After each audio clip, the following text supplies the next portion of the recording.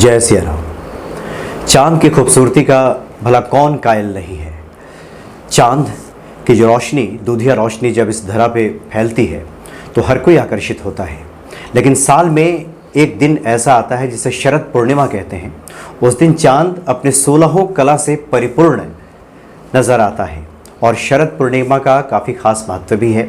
क्या महत्व है, उस दिन क्या उपाय करने चाहिए, क्या कुछ करना चाहिए, हिंदू शास्त्रों में, धर्म में क्या बताया गया है, ये बताने के लिए इस वक्त हमारे सामने उपस्थित हैं आचार्य डॉक्टर रजनीकांत श्रीवास्तव जी। स्वागत है आपका आचार्य जी। राम राम। और आचार्य जी ललाट विद्या के भी काफ़ी अच्छे जानकार हैं। आचार्य जी ये बताइए कि ये शरद पूर्णिमा का इंतज़ार काफ़ी लोगों को रहता है। ये शरद पूर्णिमा है कि कब और इसमें क्या उपाय किए जाते हैं? देखिए, शरद पूर्णिमा जो है नॉर्मली दिवाली थी, दशहरा के 5 दिन के बाद आती है। इसका संबंध ऐसा हम लोग देते हैं। आपने सुना होगा पूनम का चांद। जी हाँ। आपने सुना होगा 14वीं का चांद। 14वीं का चांद। हाँ। हर खूबसूरती या सुंदरता की तुलना हम लोग चांद से करते हैं। शेरो शायरी गजल वगैरह में काफ़ी वर्णन है। जितने भी शायर टाइप लोग होते हैं इन्होंने चांदनी के ऊपर पसंदीदा विषय है। हाँ, पसंदीदा विषय है। ब्यूटी से इसका संबंध है। आप क्या देखेंगे, साइंस के हिसाब से चले कि जो इस मंगलवार 19 तारीख को 19 अक्टूबर को जो उस दिन हमारा जो चांद का ये दिन है, तो आप क्या देखेंगे कि जो दूधिया रोशनी आ रही है चांद की वो गजब की आती है। हर साल बहुत ही सुंदर उस दिन का जो लोग खीर बनाते हैं। खीर बना के क्यों रखा जाता है? कहते हैं कि उस दिन धरती पे लक्ष्मी जी आती हैं। धरती पे लक्ष्मी जी आती हैं और विचरण करती हैं, घूमती हैं, भ्रमण करती हैं। कई जो जेम स्टोन के लोग हैं या क्रिस्टल वगैरह, पिरामिड वगैरह, ये सब निकाल के नमक के पानी से धुल के इस चांदनी रात को रख देते हैं छत के ऊपर, ताकि उस पर फुल रूप से एनर्जी आ जाए, एनर्जाइट। क्योंकि चांद सबसे करीब धरती के काफ़ी करीब आ जाती है और इसका कोई जोड़ नहीं है। बड़ा ही प्यारा सीन होता है।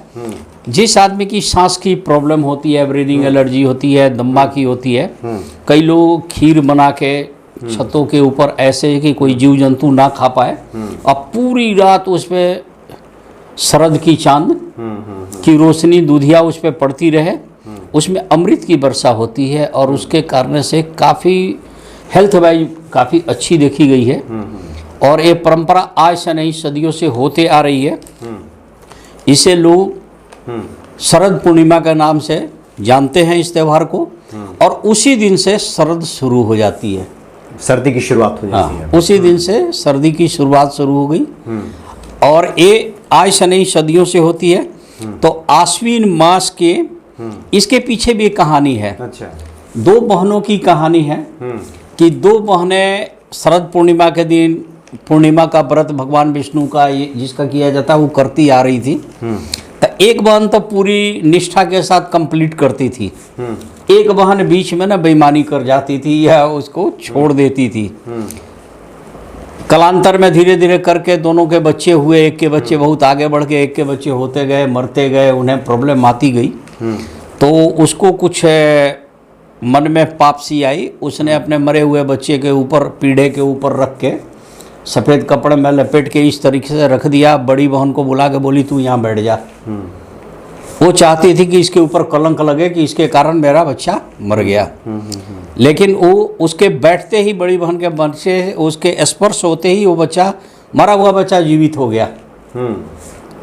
तो शरद पूर्णिमा का ये भी एक कहानी आती है और लक्ष्मी जी के साथ इसका संबंध है। अब जैसे हम लोग हैं एस्ट्रोलॉजर जो है, क्या करते हैं कि अपने जो पहने हुए अंगूठी हैं गंगाजल से धुल दिए, साल्ट से, नमक से भी धुल दी जाती है, निगेटिव ऊर्जा हट जाती है और उसको छत के ऊपर रख देते हैं। जितने भी आपके पिरामिड, क्रिस्टल्स वगैरह जितने भी हैं उनको चार्ज करने के लिए नमक के पानी से धुल के रख देना चाहिए। रात के टाइम में इसको खीर बना के इस हिसाब से रख देना है। खीर में क्या है कि दूध है, चावल है। जी हाँ, जी हाँ। दोनों चंद्रमा का प्रिय है। चंद्रमा की जो रोशनी से उसमें और ज़्यादा ऊर्जा आ जाती है और इससे क्या होती है कि बहुत ज़्यादा लाभ मिलता है और अमृत की वर्षा होती है। अब माँ लक्ष्मी खुद उस दिन धरती पे विराजमान रहती हैं, तो सांस लेने वालों को काफ़ी आराम मिलता है।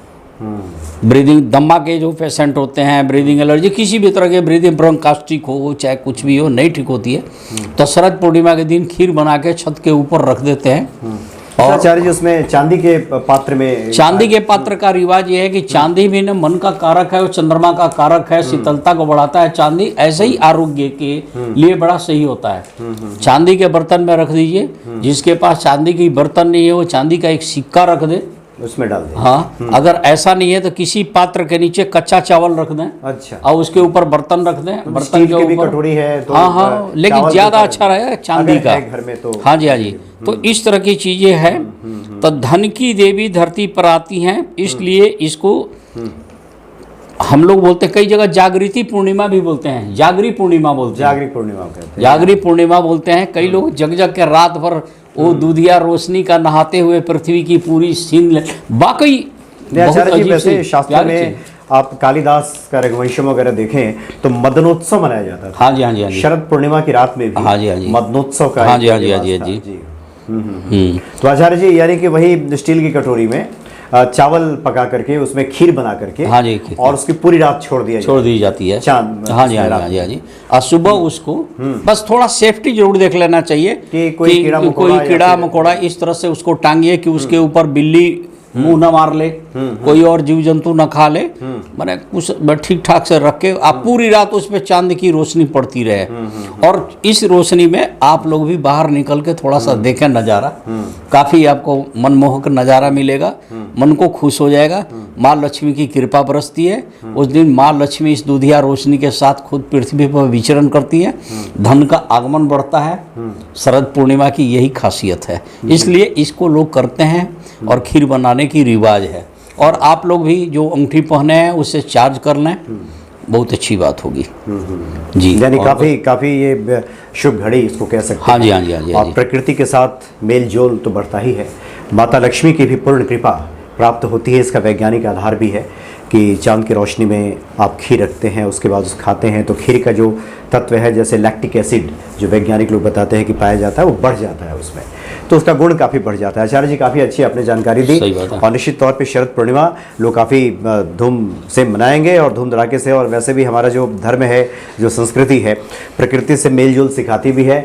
और वैसे आप भी बहुत सारे कार्यक्रमों में प्रकृति से मेलजोल के बारे में बातें बताते भी हैं। हाँ जी, हाँ जी। और दर्शकों ने देखा भी है बहुत सारे कार्यक्रमों में, आपने बताया है कि किस प्रकार से प्रकृति के साथ जुड़ करके हम अपने कर्तव्य को पूरा कर सकते हैं। बहुत बहुत धन्यवाद आपका आचार्य जी। आगे भी हम बात करते रहेंगे आपसे। जय सिया राम। जय श्री